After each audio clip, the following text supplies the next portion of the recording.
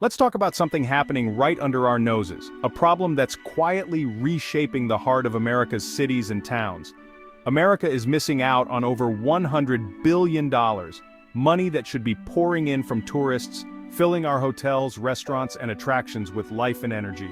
That's enough to buy every American a fancy pair of sneakers, or even fund major improvements in our communities. This isn't some Wall Street mishap. It's money tourists would have spent on hotels, restaurants, and souvenirs. Dollars that ripple through local economies and support small businesses. Before the pandemic, the US was the world's top travel destination, drawing millions from every corner of the globe. Now, other countries are bouncing back, welcoming visitors in record numbers, but America is lagging behind, struggling to regain its former glory. It's not a dramatic crash, it's a slow, creeping crisis that's easy to overlook but hard to reverse. Every family that skips Disneyland, every tour group that picks Canada or Europe instead, adds up to a massive economic hole that keeps getting deeper. The impact is spread across hotels, restaurants, airlines, and shops, making it hard to see the full picture, but the losses are real and growing. Fewer tourists might sound nice, less traffic, shorter lines, but it's not just big corporations that suffer.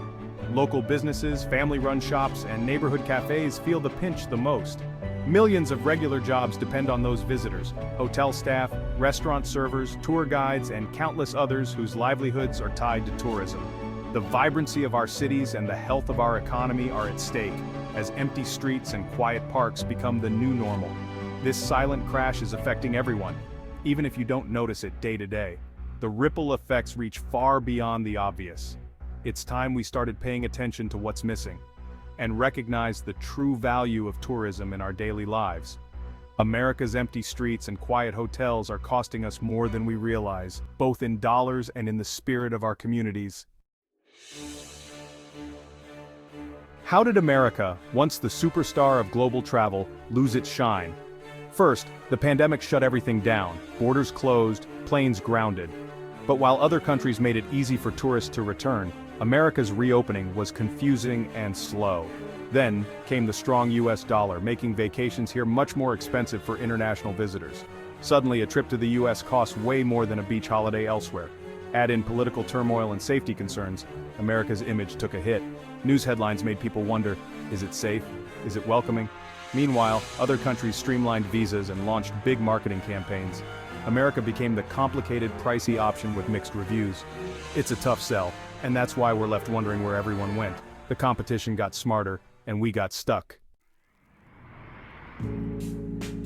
Picture New York City, crowds, energy, the world's crossroads. Now imagine Times Square half empty, hotels with vacant rooms, and street performers with no audience. The same story plays out in Orlando, where theme parks and resorts are eerily quiet. Local businesses, delis, coffee shops, souvenir stands, are struggling without the steady stream of visitors. The city's global energy fades, replaced by silence and shuttered storefronts. It's not just about empty landmarks, it's about neighborhoods losing their character. Fewer tourists mean canceled festivals, closed restaurants, and lost jobs. Residents notice the change: easier commutes but fewer opportunities. The crowds and noise we sometimes complain about are actually signs of a thriving, connected city. When they're gone, the loss is more profound than we expect. The economic hit is huge, but the loss of vibrancy is just as real. America's cities feel less worldly, less alive, and that's a problem for everyone. Hotels are on the front lines of this crisis, feeling the impact more than almost any other industry. Once bustling with travelers, conventions, and families on vacation, these buildings now stand eerily quiet. Once a sure bet for steady business, even the biggest hotels in major cities are now half empty, their lobbies echoing with silence instead of conversation. Smaller, family-run places are hit hardest. They depend on tourists to survive, and without them, many are forced to close their doors, sometimes for good. With fewer guests, hotels slash prices, cut services, and lay off staff. The sense of uncertainty grows with every empty room and every shift that gets canceled. The guest experience declines, making it even harder to attract visitors. Amenities disappear, pools close, and breakfast buffets are replaced by empty tables. It's a vicious cycle. Empty rooms mean lost jobs for housekeepers, cooks, and maintenance workers. Every department feels the strain. These aren't just numbers, these are families struggling to pay bills, buy groceries, and keep a roof over their heads. The stress is real and growing. The ripple effect spreads through entire communities. Local shops, restaurants, and attractions all suffer when hotels are empty. Price wars might sound good for travelers, but they're devastating for businesses. Hotels undercut each other just to survive, but it's a race to the bottom. Renovations stop, wages freeze, and morale drops. Plans for the future are put on hold, and hope becomes harder to find. The hotel industry is a major employer, and when it suffers, so do thousands of workers, front desk clerks, cleaners, managers, and more. The emptiness isn't just in the rooms, it's in the lives of people who depend on tourism. Every vacant bed represents a lost opportunity. The collapse of hotels is a warning sign for the whole economy, signaling trouble far beyond the hospitality sector. If hotels can't recover, neither can the cities around them. The health of entire downtowns and tourist destinations is at stake. The stakes are higher than most people realize. The future of communities, jobs, and local economies hangs in the balance. To truly understand the real impact of this crisis, you have to listen to the people who are living it every single day. Their stories reveal the reality behind the headlines and statistics. Maria, a San Francisco tour guide, once ran a thriving business with 5 employees. Now, she stands alone, hoping for even a single booking each week. The bustling crowds she once led through the city's landmarks have vanished, leaving her with uncertainty and worry about the future. David, whose family diner was a staple on Route 66, now serves mostly locals. The steady stream of travelers has dried up, and he's seriously considering selling the business his family built over generations. Antoine, a jazz musician in New Orleans, plays to half-empty clubs.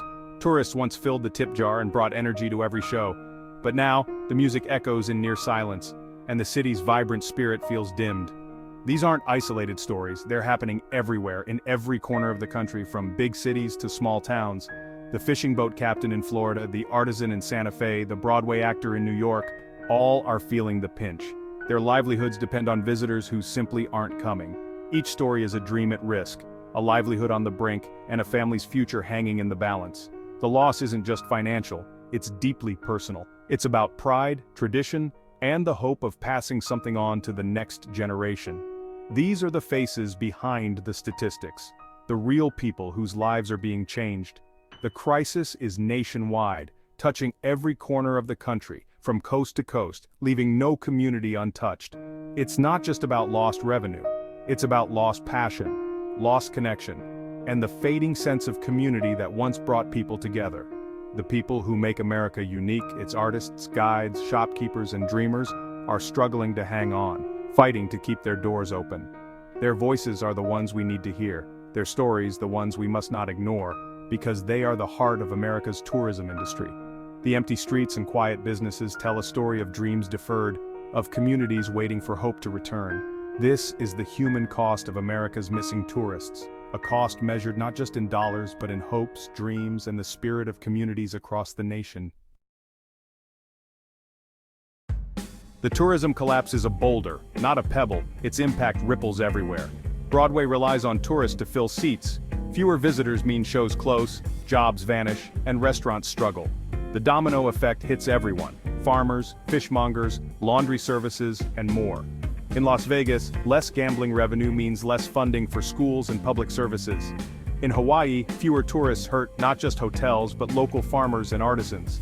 The absence of visitors affects entire supply chains.